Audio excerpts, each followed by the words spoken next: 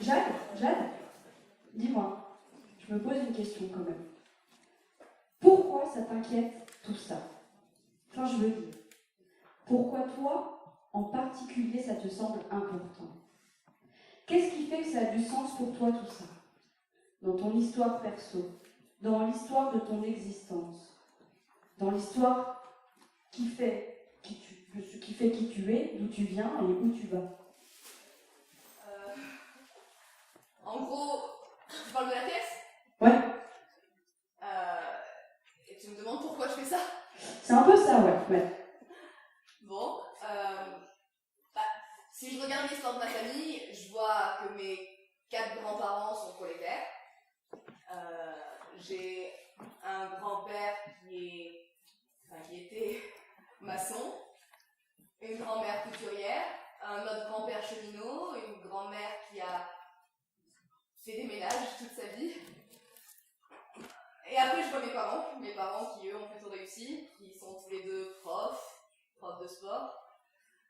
C'est des nouvelles couches moyennes. Et quand je me vois moi après, du coup, je me demande est-ce que je vais continuer ou est-ce que je vais retomber dans une sorte de sous-prolétariat. Et comme je vois bien que l'histoire de mes parents, de mes grands-parents, c'est pas seulement leur histoire, mais c'est aussi l'histoire du siècle dans lequel ils ont vécu. Et je vois mon siècle à moi et ça me fait un peu flipper. Ok. On peut commencer? Ça marche. Merci. Quand cette histoire commence, cela fait déjà 18 heures que nous sommes enfermés dans ce lieu. 18 heures à débattre à propos de l'histoire des idées. 18 heures à s'enthousiasmer, à désespérer, à s'écharper, à se réconcilier, à se débattre avec les mots et les concepts et les idées et les événements et les affects des uns et des autres. 18 longues heures. 18 heures intenses et éprouvantes. Voilà donc dans quel état vous retrouvez nos protagonistes. La faim, leur tenaille, le ventre et l'esprit. Émilie, stop. Donc, pour finir, l'histoire a un moteur. La lutte des classes. Un sens, le progrès qui se manifeste par plus de liberté et une fin. La société sans classe réalisée par le communisme. Alors camarades, si je devais récapituler l'essentiel, le voici, on ne peut pas partir de rien. Pour espérer prolonger l'histoire de l'humanité, il nous faut partir de l'histoire de l'humanité. Il nous faut en avoir compris les rouages pour espérer monter à bord de cet incroyable moteur, de ce perpétuel élan dialectique qui nous anime, l'histoire de la pensée humaine en héritage. Nous voilà prêts à entrer enfin dans l'histoire, enfin!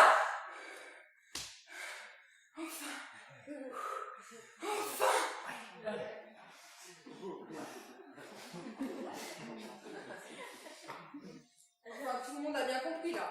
Enfin, je suis pas Enfin. contre Verneval. Je suis pas contre Verneval. D'ailleurs, c'est sans fin. Hein. Et sans fin. Ah ouais. Enfin, je veux dire, enfin, qu'est-ce qu'on garde?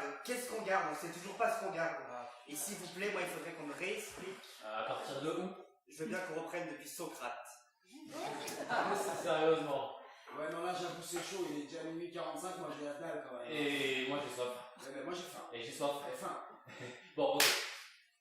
On évite au moins Démocrite et tout ça clique présocratique, ce serait possible. Mais en fait, un petit retour sur Démocrite et sa clique des présocratiques, ça serait pas de trop. Bon, camarade, puisque pour vous tout est clair, j'imagine que vous allez pouvoir lui résumer rapidement l'essentiel de ce qu'on a retenu, afin qu'on puisse tous aller manger. Non, pas d'abord. Allez, hop. Non, bah, vas-y. Oh, vous êtes tous des bandes d'incompétents, c'est incroyable! Démocrite, en 2 mots, l'atomisme, le monde est Ça fait plus de 2 mots, Julie! corpuscule, invisible, indivisible. Invisible, indivisible. Les deux, mon capitaine. Ces atomes, donc, sont pleins, et il croit également à l'existence du vide qui, lui, ne contient pas d'atomes. En cela, il poursuit Parménide qui avait déjà dit « L'être est, le non-être n'est pas. Rien ne peut sortir de ce qui n'est pas. En gros, l'être est un tout seul de son espèce, immobile et éternel.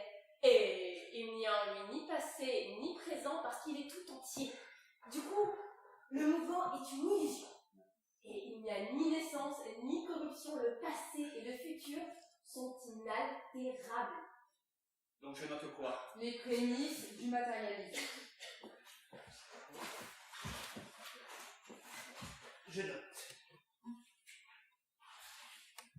On peut faire un rapide retour sur Héraclite, juste pour être sûr de ce qu'on garde. Héraclite, c'est le mouvement Héraclite. Héraclite, 4 grands thèmes à distinguer. Polémos, la guerre, l'unité de la substance primordiale et... Ah oui, voilà, l'écoulement. Tu ne peux pas descendre 2 fois dans le même fleuve, car de nouvelles eaux coulent toujours sur toi. En fait, il considère le temps comme ce qui déplace les choses. La vie, c'est à la mort, la veille au sommeil. Ah, et il y a aussi Anaxagore de Clazorène qui avait dit 22 siècles avant la formalisation mathématique de Lavoisier, rien ne naît ni n'est détruit, mais il y a mélange et séparation des choses qui sont. Bon, ensuite on va parler de sophisme. Protagoras. Mais ça va, c'est bon, arrête maintenant. Ouais, ça ça va, va. merci, c'est bon là. Ça va, bah oui, c'est bon, vas-y. Ah, je pense que l'art de la rhétorique et du discours, tout ça, on a bien compris, les sophistes, hein, tout ça. Et puis l'important, c'est d'avoir l'air, d'avoir raison, mais sans atteindre la vérité. Exactement. Et puis au pire, si t'as pas compris, tu regardes des pubs sur TF1, par Bon, très bien, allez, on continue. Donc si j'ai bien compris, dès les présocratiques, on a le matérialisme et le bouger et le pas bouger. Non, disons le matérialisme, la permanence et le changement. Disons ça, oui. Bon, maintenant, Mathieu, pour finir sur les Grecs. Socrate, Platon, Aristote, Épicure. Tout est clair ou pas? Bah, tu me diras, Socrate c'est un peu simple, il a rien écrit. Il a rien écrit, hein. Ouais, mais est-ce que je peux te rappeler que toutes les œuvres de Platon le met en scène dans des dialogues apologétiques? Alors, Des dialogues apologétiques. Ouais. Mais t'avais pas dit que Socrate c'était des dialogues aporétiques? Non, ce sont des dialogues apologétiques et apologiques. Apologétique, ça veut dire que le dialogue fait l'apologie d'eux, c'est-à-dire que Platon met en scène Socrate pour l'honorer, par exemple. Alors que des dialogues aporétiques, c'est là où le dialogue aboutit par une aporie. Ça veut dire que la discussion conclut sur la négation d'une idée fausse, mais pas sur la fondation d'une idée vraie. Mais tous les dialogues de Platon ne sont pas aporétiques ou apologétiques. Hein. Oui, et le dialogue platonicien devient donc alors un genre littéraire à part entière. Ce n'est ni un traité, ni un cours. Il conjugue 3 aspects, le drame, la discussion et l'exposé suivi. Mais bref, ça c'est même pas le plus important. Non. Socrate refusait de se plier aux règles du jeu des sophistes, car la philosophie est la recherche de la vérité. Par la maïeutique, il enseignait, par une méthode inductive, des concepts universels, tels que la justice, ou le courage, la piété ou la tempérance. Par la maïeutique, il fonde la philosophie des concepts. Et Platon va bientôt ajouter à cette dimension morale de la philosophie une dimension sociale. Là. Je cite. Dans le Phédon, le philosophe est l'homme qui s'est purifié, qui ne vit plus que par l'âme et ne craint pas la mort. Dimension morale donc.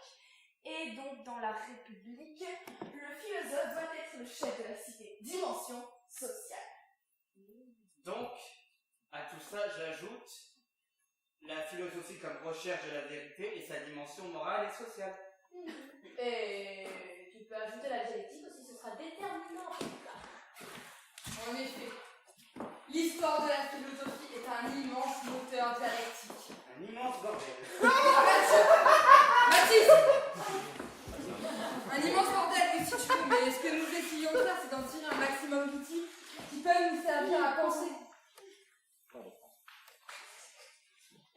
Toujours chez Platon.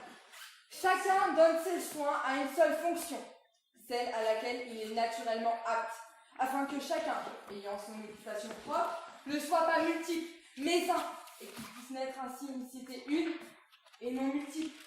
C'est ainsi qu'une réglementation de la richesse sera nécessaire pour fixer l'artisan à son métier. Et je cite encore, nous fondons la cité, non plus pour qu'une classe ait un bonheur supérieur, mais pour que la cité entière soit heureuse. Ouais. Non. Non énorme. Non, mais on n'est pas censé faire la révolution, non, sérieux. Non, parce que là, à part lire des livres et tout, franchement, c'est super, mais moi, je vois très bien où tu veux en venir. Comment est-ce que Platon décrit bien les origines et le système féodal. Youpi rappellera comment est-ce que Marx, plus tard, 20 siècles plus tard, waouh, comment Marx critiquera le système et le modèle capitaliste. Mais fixer l'artisan à son métier, ça fait plus MEDEF qu'autre chose. Donc, je sais pas où tu vas en venir, mais il est déjà Ah bah il est minuit 46 maintenant. minuit 46 et franchement, si les idées c'est de la matière, faut bien les nourrir. On va manger. Je n'ai jamais dit, jamais, que ce serait simple. Jamais.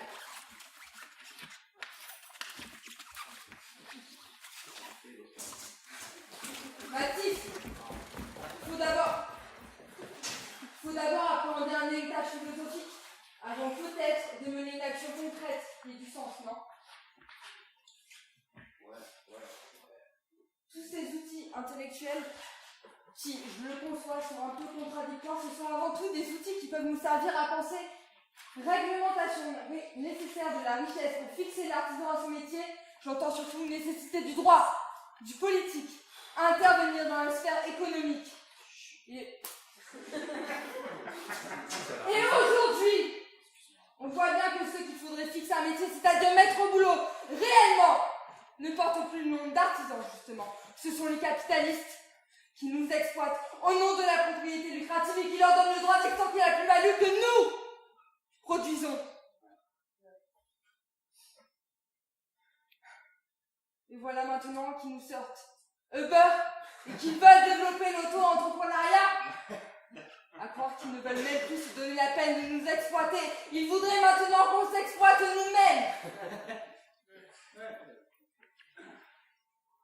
Alors, pour dépasser ça, on a peut-être besoin de redéfinir la notion de métier, et celle de travail, et celle de qualification. Et pour faire ça, il faut comprendre un minimum Frio. Et pour comprendre un minimum Frio, il faut comprendre un minimum Marx. Et pour comprendre un minimum, Marx, il faut comprendre un minimum. Hegel, Et pour comprendre un minimum, Hegel, il faut comprendre un minimum. Kant, Et pour comprendre un minimum, Kant, il faut comprendre un minimum. Aristote, Et pour comprendre un minimum, Aristote, il faut comprendre un minimum. Descartes, Et pour comprendre un minimum, Descartes, il faut comprendre un minimum. Rousseau, Et pour comprendre un minimum, Rousseau, il faut comprendre un minimum. Et pour comprendre un minimum, il faut comprendre un minimum. Et pour comprendre un minimum, il faut comprendre un minimum.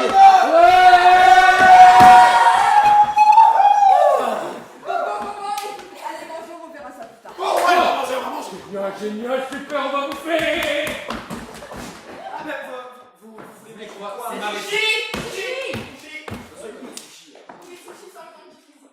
Eh bien, moi, ce sera ce que vous voudrez. Ok, des sushis. Et Kylian ne parlait pas trop dans les cas d'antiquité grecque. Hein. Tu m'as dit quoi, sushi sans viande, toi? Kylian! Oui, ça va, j'ai compris. Sushi sans viande. Putain, mais c'est Allez, bisous, à tout à l'heure. Honnêtement, c'est du poisson, les gars. C'est du poisson. Pour moi, c'est pareil. Pour moi, c'est pareil. Pour moi, c'est du cadavre. ça.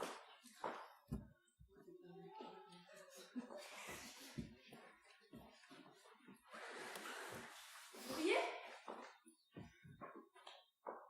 Eh bien non, je ne mange pas de cadavre. Moi, je refuse de participer à ce génocide mondial. Vous ravagez la planète avec la conscience et le sourire presque tranquille. Je refuse catégoriquement, vous entendez? Bon, puisqu'ils ne vont pas revenir tout de suite, je vais profiter de ce moment de calme pour vous raconter une histoire. Allez, c'est parti.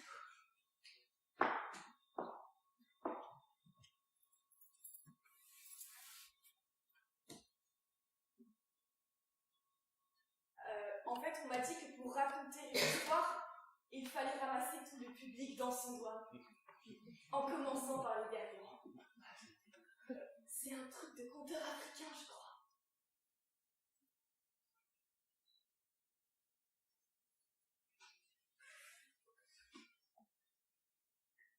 Il était une fois l'univers. Immense magma de matière en expansion. Imaginez d'abord un point.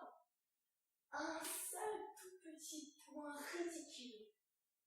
Comme une ponctuation sans phrase. Comme le cœur d'une horloge sans aiguille. Un seul tout petit point ridicule suspendu au bord du précipice de notre temps. Mais à présent, imaginez que ce tout petit point ridicule contient toutefois en lui-même l'espace tout entier, dans sa totalité.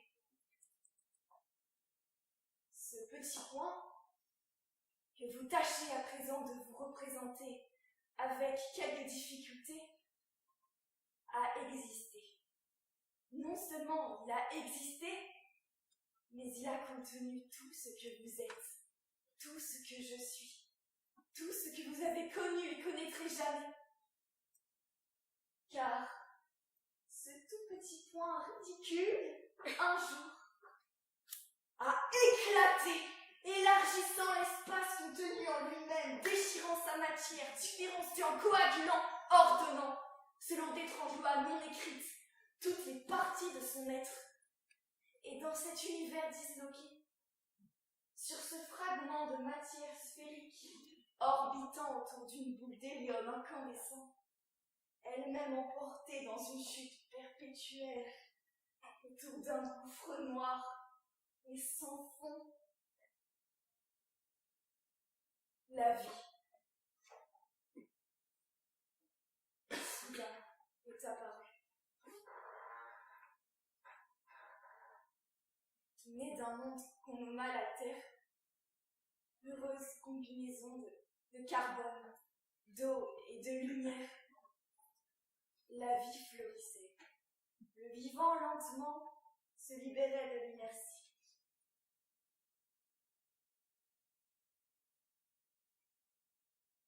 Se développait, se sélectionnait, développait ses propres lois par la seule force de la nécessité. De cet essaim de vie, une espèce entre tous a émergé. Parmi les végétaux, les créatures des airs, les habitants des mers et ceux qui peuplent la terre ferme, l'humanité. Car sur ce peuple plus que sur aucun autre, un vent avait soufflé. Et ce vent n'était pas le fruit du hasard. Et ce vent existe toujours. Et il sait où il va, la liberté. Toutefois, des vents contraires soufflent aussi parfois, et fine doit être l'oreille du philosophe pour distinguer quel vent précisément est en train de souffler.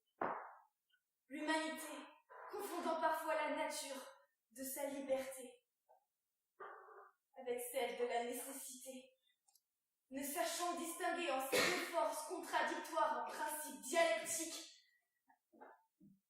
oublie alors le sens de son existence et finit par détruire tout ce qu'elle touche. Ouais, Et cette ouais, histoire, ce n'est pas rien qu'en France même, rien qu'en France, c'est incroyable. Excuse-moi, Émilie, tu peux rajouter les lumières s'il te plaît? Excuse-moi. Émilie, bonsoir. Bah oui, rien qu'en France par exemple, 3 millions d'enfants vivent sous le seuil de pauvreté, soit un enfant sur 5. La moitié de la population mondiale vit avec moins de 2 $ par jour et 20% de la population mondiale détient 90% des richesses du globe. 25 000 personnes meurent de faim chaque jour dans le monde. Un enfant meurt de faim toutes les 6 secondes. 10 000 chaque jour. 3 millions chaque année. En France, nous jetons en moyenne 21% des produits que nous achetons.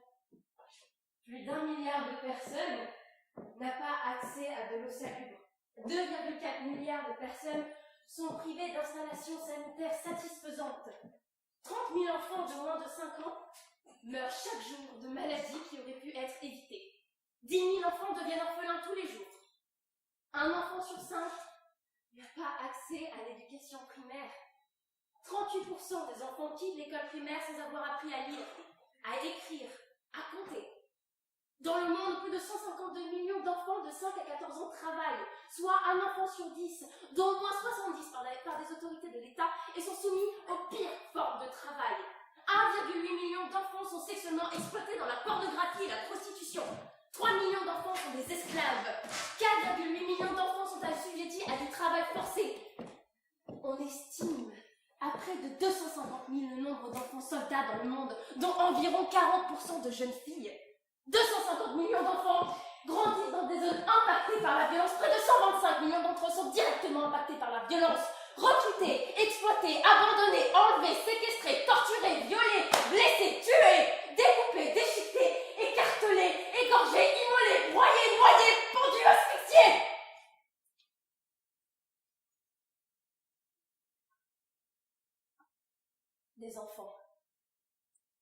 Des enfants qui meurent chaque jour dans le monde. Des petits corps, des petites mains, faites pour construire un monde nouveau. Des grands yeux pour voir toute l'ironie de nos contradictions. Des petits corps, si vulnérables et si précieux. Il est du devoir de l'humanité de les protéger. Ces petits corps sont la prunelle de notre humanité, notre chair. En déchirant notre chair, ce monde déchire son avenir. Notre avenir. Ce monde est criminel. Ce monde est un crime contre l'humanité. Au nom de tous les enfants du monde, je condamne ce monde-là, fermement et définitivement. Stop! Allez, on reprend! Avec le retour sur Aristote, du coup. Ouais, ok, on va faire ça vite, on va survoler. De toute façon, on peut plus survoler Aristote. Ce qu'il faut retenir, c'est qu'il essaye de dépasser le dualisme platonicien entre l'idée et l'objet réel. Attends, je cite. Les idées ne sont plus aucun secours pour la science des autres êtres, ni pour expliquer leur existence, car elles ne sont du moins pas immanentes aux choses participantes. Immanente. Immanent, ça signifie qui a son principe en soi-même. À l'inverse, de transcendant, qui suppose une cause extérieure et supérieure. Exactement. Et d'ailleurs, il ne faudra pas... Enfin, on commence un peu à toucher du doigt ce que va être le matérialisme. Ouais, enfin, on est encore loin du matérialisme de Marx. Évidemment qu'on est loin du matérialisme de Marx, on a encore 3 siècles avant Jésus-Christ. La pensée est toujours le produit de circonstances matérielles. Exactement. Et d'ailleurs, il ne faudra pas attendre longtemps pour voir apparaître un matérialisme digne de ce nom, qui va ressusciter ce dont on parlait tout à l'heure, ce que Parménide, Démocrite, Anaxagore avaient déjà établi des décennies plus tôt. Je cite, ceux qui parlent d'incorporel à propos d'autre chose que du vide physique parlent pour ne rien dire. Épicure. Épicure, oui, il fonde ce qu'on appellera le sensualisme. Je cite, tous les sensibles sont vrais. Il a la même conception atomiste que Démocrite, mais en plus du hasard et de la nécessité, il va introduire une liberté dans cet ordre matériel des choses. Cette liberté de la matière qui se manifeste par une déviation spontanée des atomes, il va la nommer Clinamen. Clinamen, c'est beau. Clinamen. Amen. C'est marrant qu'il m'amène, ça ressemble à clitoris. Tu sais, en parlant de clitoris, on retient souvent de cette fameuse maxime hédoniste Carpe diem. Autrement dit, cueille le jour. Autrement dit, ne crains pas la mort et conduis ta vie de sorte à rechercher les plaisirs et éviter les douleurs. Autrement dit. Mignonne, allons voir si la rose, qui ce matin avait déclose sa robe pourpre. Autrement dit, viens, on baise avant que tu sois vieille et laide et morte. Non, ça c'est plutôt un hédonisme anachronique, un hédonisme largement mêlé d'angoisse de mort. Mais la mort, l'angoisse de la mort, c'est cette grande gâcheuse des joies de cette vie, comme diraient vos passants. Pensez-y, je suis, elle n'est pas, elle est je ne suis plus. C'est Anatole France qui dit ça, mais c'est assez éloquent dans la bouche d'Épicure. C'est ce genre de phrase qui vous prémunit contre la crainte et les châtiments infernaux. Là, avec Épicure, c'est différent. Il veut calmer l'âme humaine, il nous invite à l'apaisement. Tout plaisir est un bien, toute douleur est un mal, et certains plaisirs sont suivis de douleurs, et il faudra donc les traiter comme des douleurs, c'est-à-dire les contourner. C'est une philosophie fébrifuge, antalgique, analgésique, qui veut calmer les maux de l'homme et de la femme dans une période de crise largement comparable à la nôtre. Pourquoi c'est pas comme période, il se passe quoi? C'est l'écroulement de l'Empire d'Alexandre. Épicuroi, dans la tradition hébraïque, c'est celui qui est impie en tant qu'il nie l'existence d'aucune providence. À ce moment-là, c'est radical. Nous sommes livrés à nous-mêmes. Oui, mais il faut savoir ce qu'on fait de cette liberté, du coup. En fait, puisque la providence n'existe pas, puisque plus rien ne dit ce qui est le bien ou le mal, l'homme doit alors décider comment exercer cette liberté nouvelle. Et donc fonder une nouvelle éthique. Oui, par exemple, Spinoza, qui va même jusqu'à rejeter la notion même de liberté. Oui, bon, la liberté, on reviendra dessus tout à l'heure, Léa. Spinoza, c'est un bon point de départ, mais il faut le dépasser, parce que... Tu peux récapituler, Léa, concernant... Alors, on a la logique aristotélicienne et la notion d'immanence, la vérité du Kinamen, et là, du coup, on va finir sur Spinoza qui questionne l'existence même de cette liberté. Oui, bon, je crois qu'on est bon pour passer à Rousseau, non? Rousseau, déjà, il considère que la liberté est la condition de toute morale. En effet, il fait de cette liberté le propre de l'homme. Contrairement à l'animal qui, lui, est programmé par la nature, l'homme est doué de volonté. La preuve en est que l'être humain est le seul à avoir une histoire. Donc après ça, on ajoute l'histoire. Et on est pas mal quand même, hein. Non, on n'est pas mal, on n'a pas fini, là. Non, on n'a pas fini. Bon, je crois qu'on est bon pour aborder Kant, non? Un petit retour sur Hume et Descartes. Vas-y, Julie, vas-y. Alors, Descartes. Bon, chronologiquement, c'était avant Rousseau, hein. Oui, bon, allez. Ok. Après avoir fait table rase de toutes ses connaissances, après avoir posé son fameux cogito ergo sum, je pense, donc je suis, il postule l'existence de connaissances innées a priori. Par exemple, en mathématiques, il considère que la somme des angles d'un triangle reste toujours 180 degrés, alors que Hume, lui, c'est un empirisme exacerbé qu'il pousse jusqu'au scepticisme. Et en cela, il s'oppose à Descartes parce que pour lui, la science n'est qu'une croyance parmi d'autres. Tout l'intérêt de Kant, c'est qu'il va essayer de résoudre cet antagonisme à propos de la connaissance. Pour lui, la connaissance n'est pas une vision, mais une praxis, une pratique, un travail qui consiste à relier entre eux des phénomènes à partir de la méthode expérimentale. C'est ce qu'il va appeler la synthèse a priori. En fait, il montre que pour construire un triangle, la méthode de fabrication reste toujours la même, bien que chaque triangle qui est produit soit toujours singulier et particulier. Il montre que cette construction transcende le temps, qu'elle est universelle, nécessaire et intemporelle, mais qu'elle se déroule dans le temps et que donc elle aboutit à des objets particuliers. Comme la phrase de Bachelard. Rien n'est donné, tout est construit. Bah oui, c'est ça, oui. Mathieu, regarde quoi, là? Le matérialisme. Bon, non. Regarde l'empirisme, le rationalisme et surtout, la praxis. La praxis! Ouais, ça y est, ça sonne presque révolutionnaire déjà. Déjà, Mais en fait, elle veut dire qu'on rentre dans les choses sérieuses. Quand c'est déjà les lumières allemandes et il mérite déjà des lumières françaises, évidemment. Et les lumières, ça débouche à la... Ça débouche à la... révolution. Ça débouche à la Révolution française! Ce grand craquement qui survient à la fin du XVIIIe siècle et duquel on n'a pas fini de subir les effets. À ce moment-là, Hegel fait la distinction entre évolution et révolution. Donc on passe à Hegel. À ce moment-là, il sent l'histoire craquer car il se situe à l'épicentre. À ce moment-là, il a 18 ans. On est en 1789. Prise de la Bastille. Hegel inaugurant, nous, toi, moi, la modernité. Je cite, alors qu'il s'adresse à lui-même dans un carnet, tu ne seras pas plus que ton temps, mais tu seras tout. Il fallait vivre la révolution aussi pleinement qu'il a fait, il fallait vivre ce moment-là. Ce moment qui voyait éclore au grand jour des contradictions qui le travaillaient depuis des siècles. Il fallait vivre ce moment.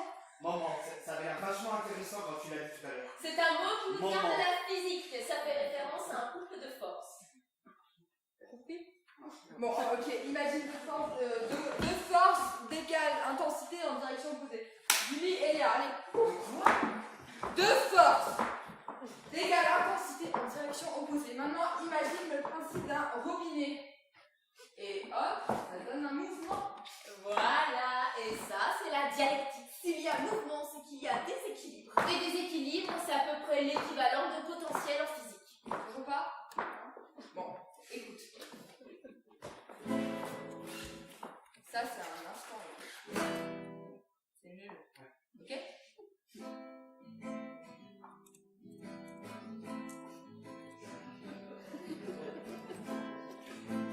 Là, on est dans un moment. La Blue Note, elle exprime une tension en fait. Oui, parce qu'en appliquant ce modèle à l'histoire, aux époques, aux périodes, maintenant, il faut appeler ça moment. Et les forces contradictoires qui font avancer l'histoire, du coup, penser le conflit.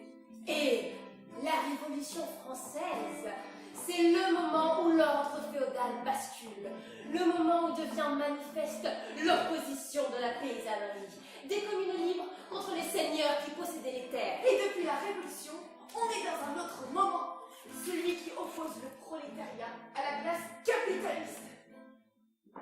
Bon, enfin bref, ça, on va voir ça juste après. Et c'est à ce moment-là,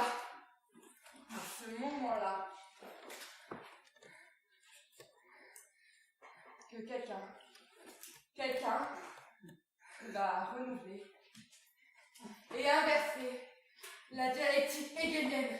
Il va montrer les processus en œuvre dans l'histoire qui se jouent sous ses yeux.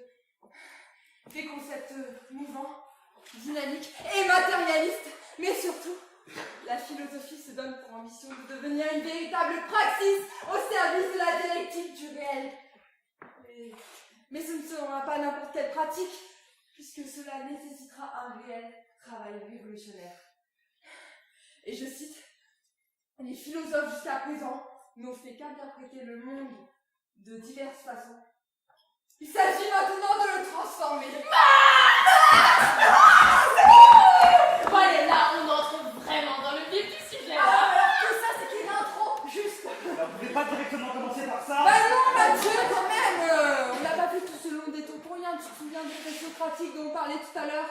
Ouais, l'atomisme. Eh bien C'est voilà, Eh bien Marx et Engels s'inscrivent exactement dans cette même tradition philosophique matérialiste.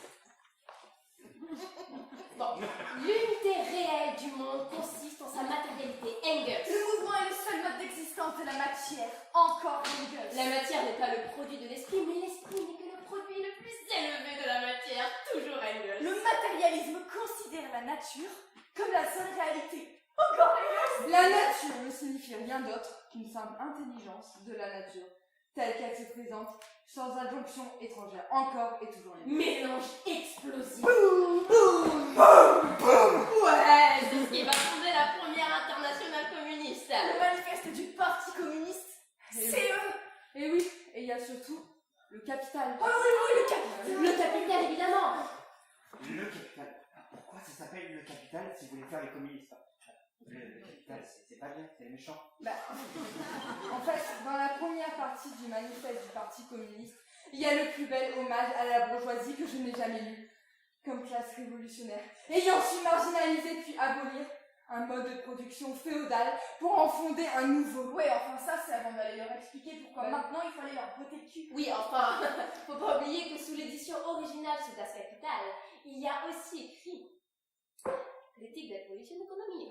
Critique de l'économie politique en français. En fait, Marx va comprendre que le capitalisme repose sur un mode de production particulier dans lequel la marchandise est centrale. C'est le fétichisme de la marchandise. Tout tout devient marchandise. Il va comprendre que le capitalisme tend à polariser la société en deux classes antagonistes, la bourgeoisie et le prolétariat. Pourquoi forcément antagoniste? Parce qu'ils n'ont pas les mêmes intérêts, forcément. Ni les mêmes objectifs. Une fois que la classe sociale en question est devenue une classe non plus en soi, mais pour soi, Et c'est comme ça que naissent les révolutions. ce qu'on appelait un changement qualitatif tout à l'heure avec Hegel. En fait, les prolétaires se caractérisent par le fait qu'ils ne disposent que de leur force de travail à échanger. Alors que les bourgeois ou capitalistes, Mathieu si tu veux, eux disposent des moyens de production. Le capital, par essence, recherche le profit. Et le profit, c'est le bénéfice par rapport à l'investissement. Et l'investissement, ça comprend l'outil de production, la matière première et la manœuvre prolétarienne. Et c'est pour ça qu'ils veulent nous faire travailler plus et nous payer moins. Et l'écosystème n'est pas en reste, lui non plus. Le capitalisme exploite tout ce qui lui passe par la main. Afin de pratiquer l'extorsion de la plus-value. Producteurs, payez moins cher. Marchandises revendues plus chères. Mais le capital peut aussi employer une autre méthode. Elle s'appelle le machinisme. Soit on paie moins les ouvriers, soit on emploie directement moins d'ouvriers pour les remplacer par des machines. Mais la machine a beau créer plus de marchandises, elle ne peut pas créer plus de valeur, puisque la valeur dépend du temps de travail humain. Et ça, c'est même pas lui qui l'invente. Non seulement il le voit dans le réel, mais Ricardo lui aussi l'avait décrit avant. La machine n'est que du travail mort, condensé. Elle ne travaille pas et ne produit pas de valeur. À terme, tout ça, ça conduit à la standardisation des moyens de production. Même marchandises, les profits baissent. Il n'y a plus d'extorsion de la plus-value. En gros, le profit dépend du capital constant et du capital variable. Le capital constant augmente et le capital variable diminue. Et ça, c'est la chute du taux de profit. On est désolé, ça a pris beaucoup plus de temps que prévu. On est vraiment Désolé, on est là. On a dû aller chercher le saumon, le concombre, la feuille de bambou, le riz, comment ça s'appelle là, le tapis en bambou. Le tapis en bambou, ouais, qu'on a galéré à trouver d'ailleurs. On a galéré à trouver, hein, c'est super chiant à trouver. Par là-bas, s'il te plaît. Mais en fait, on avait oublié un truc, c'est que le riz ça se cuit. Ah ouais, et d'ailleurs, la cuisson du riz pour les sushis et les maquis, c'est un vrai métier. C'est un vrai métier, donc on est allé sur internet. Bon, vous m'écoutez pas, vous. On est allé sur internet. Donc on est allé sur internet, et quand on est allé sur internet, on a vu comment il fallait cuire le riz. Le riz, en fait, il faut le rincer 5 ou 6 fois. Donc on l'a fait comme il disait sur internet, ensuite on l'a mis à cuire comme il disait sur internet, et ensuite, on l'a mis dans le frigo comme il disait sur internet, et maintenant, bah il n'y a plus qu'à rouler les maquis. Ah bah tiens, maquis, ces circonstances là, tout ça là. Oui, tu sais, la résistance, les nazis, la Seconde Guerre mondiale, enfin les gens qui sont... Tu l'as pas. Ok. Bon, vous vous reposez, nous on s'occupe des maquis. Dans 5 minutes, on va manger des délicieux maquis. Alors, Ok. du coup, la totalité pour les outils de production et la matière première, on en a pour 350 €. Ah ouais. Ah tiens, aujourd'hui, on va dire que c'est moi le bourgeois. C'est mon père qui a eu une grande richesse, il m'a tout donné, j'ai hérité de lui bien sûr. En même temps, il a travaillé à la sueur de son front. Ou plutôt à la sueur de mon front, hein. Pour préparer les maquis, couper en lamelles, délicatement, du concombre et du saumon. Lui, c'est un prolétaire. Il n'a pas hérité d'un capital qui pouvait lui donner la possibilité d'avoir un outil. Du coup, il travaille sur le mien. Et pour ce petit quelque chose, c'est bien mérité. Un petit quelque chose, non? Pour le risque que je prends. Ou plutôt les risques que je prends. Humidifiez vos mains, déposez une couche de riz, une feuille d'ail et une feuille de saumon. Cela s'appelle l'extorsion de la plus-value. Et c'est ça qui caractérise le capitalisme. Enroulez le maquis à l'aide du tapis en bambou. On a un problème. On a tellement galéré à trouver le tapis en bambou qu'on l'a pas. Pour rouler les maquis, utilisez vos mains. Et contrairement aux conneries qu'on va vous faire croire, le capitalisme l'esclavagisme de l'homme par l'homme sous le modèle capitaliste, ça n'a pas été inventé quand deux mammouths s'échangeaient des petits coquillages. Ah non, non, non, non et non. C'est ni naturel, ni de comme le monde. Faut pas confondre capitalisme avec économie de marché ou avec argent tout court. Oui, bon, on peut avoir le débat sur l'argent c'est bien, l'argent c'est pas bien. Il faut quand même avouer que ça a des avantages. Il faut dire que l'argent est un moyen, non une fin.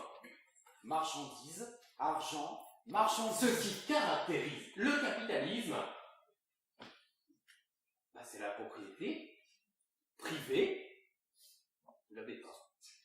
Ils n'ont pas révisé. C'est la propriété privée des moyens de production. Putain, les gars. Un outil, quoi. Argent, marchandises, argent. Ah non, c'est... Bah non. Bah non, il n'y a pas de tapis en bambou. Bon, ah non, c'est mon tapis en bambou, je ne te le prête pas, je ne te le donne pas. C'est le mien, c'est le mien, je ne te le donne pas, c'est le mien. Bon. D'accord. Je te le laisse. En même temps. Mais en échange, tu me donnes tous les maquis que tu fais avec, et je te donne 1 ou 2 pièces d'or avec lesquelles tu pourras faire ce que tu veux. Ce qui permet aux propriétaires d'avoir les outils et d'avoir ce qui est produit avec ces outils sans rien avoir à faire d'autre que les avoir, les outils. C'est quelqu'un d'autre qui s'en occupe.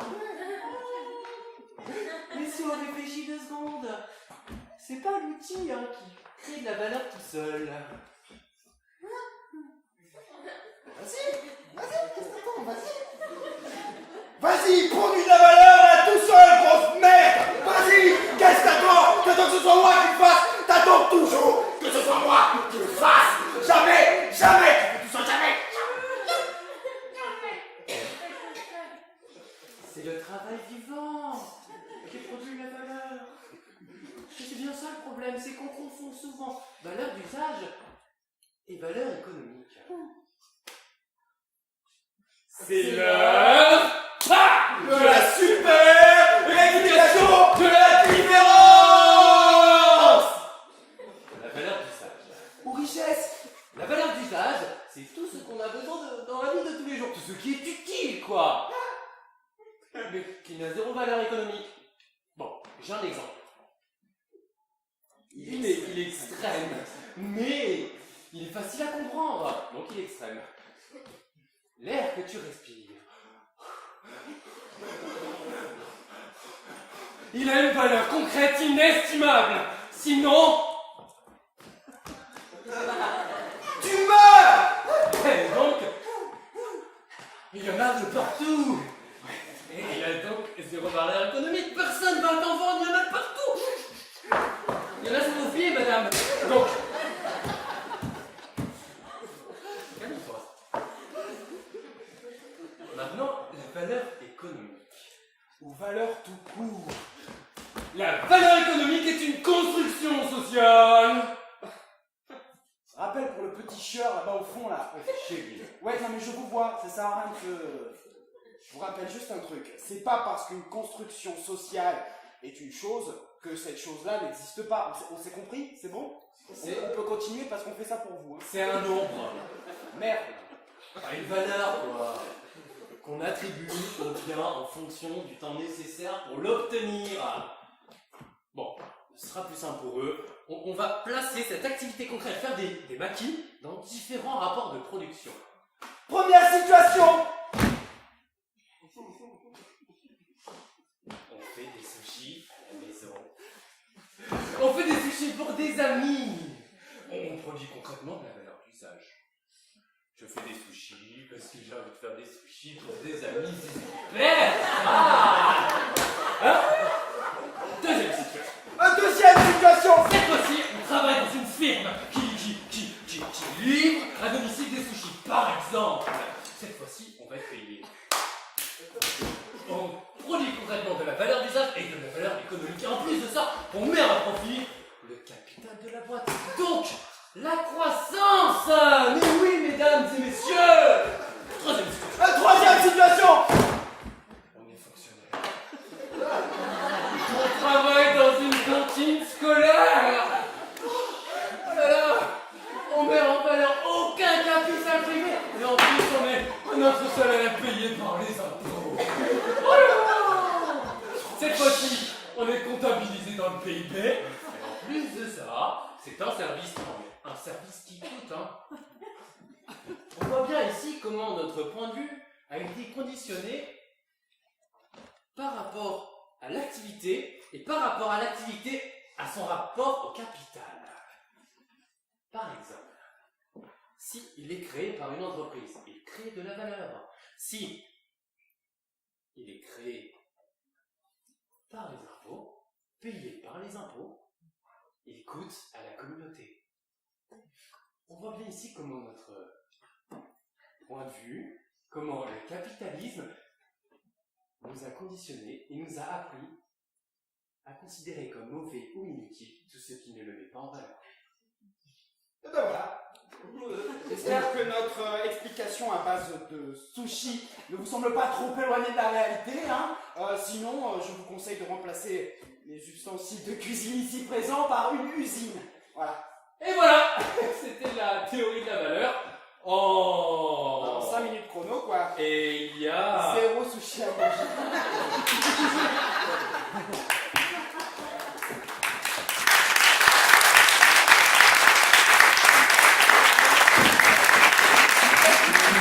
Cette expérience a pour but de poser les bases d'une aventure collective qui construit un futur dont nous nous rendons Poser des bases.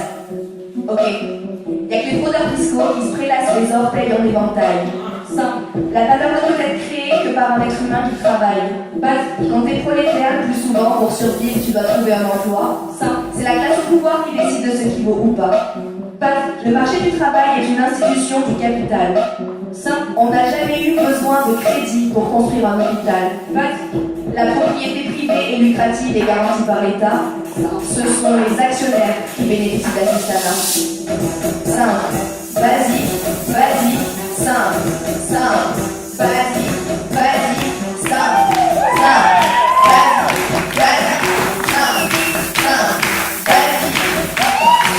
Faire la révolution pour changer la pratique de la valeur. Simple, on peut maîtriser toute la production et ça ne fait pas peur. La Révolution française s'est arrêtée sur le seuil des entreprises. Simple, il y a certains portefeuilles qui connaissent pas la crise. On a déjà compris le salaire à vie pour les retraités. Simple, maintenant on le veut pour tous les 18 ans, sinon ça va péter. On est bien plus qu'eux, on le sait eux aussi, et la peur change de camp. Simple, quand on unit nos voix dans un champ partisan.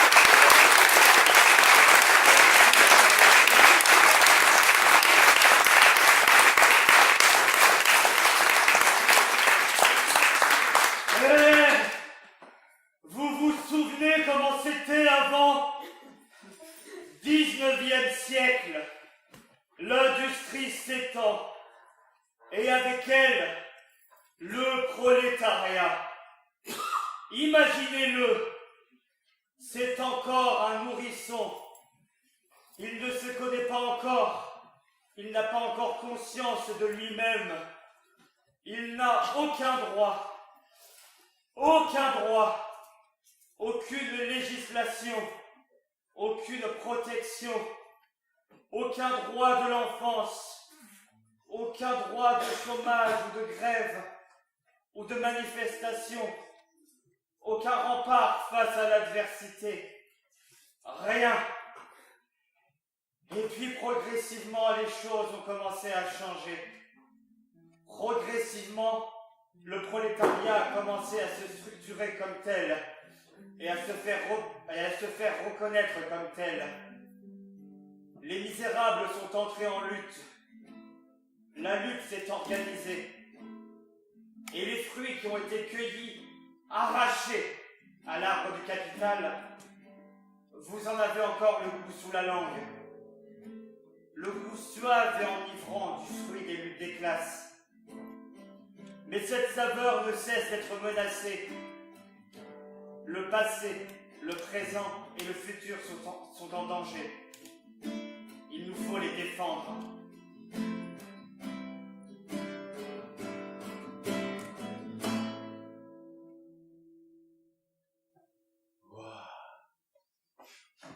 C'était quoi ça? Je sais pas. L'histoire? En tout cas, si l'histoire c'est toi, moi j'ai perdu tout espoir. Non, c'est elle qui a pris possession de moi pendant un instant. Et qui fait? J'étais comme un nain sur les épaules d'un géant.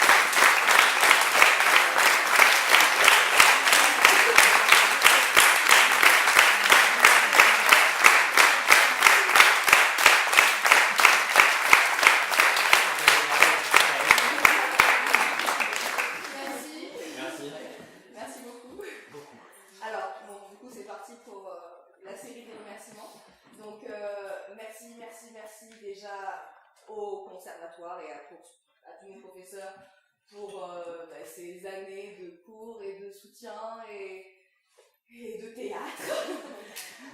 Merci du coup à vous tous là d'avoir été top, d'avoir été...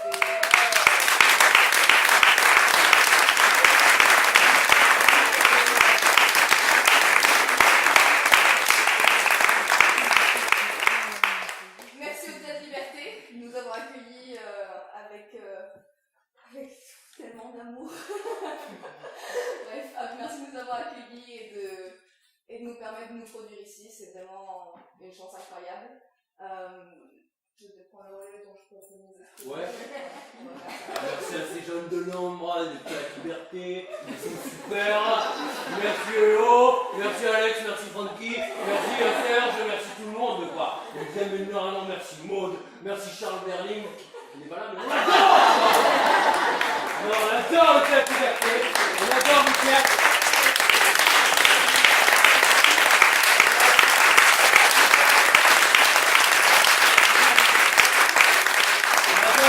Comédia qui nous a accueillis pendant 2 semaines et qui nous a supportés pendant 2 semaines. Surtout, on remercie énormément nos tuteurs.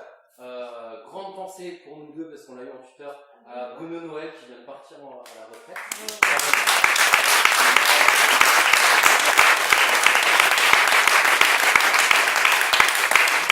Pour ma part, merci à Xavier Heredia qui est là-haut en Belgique.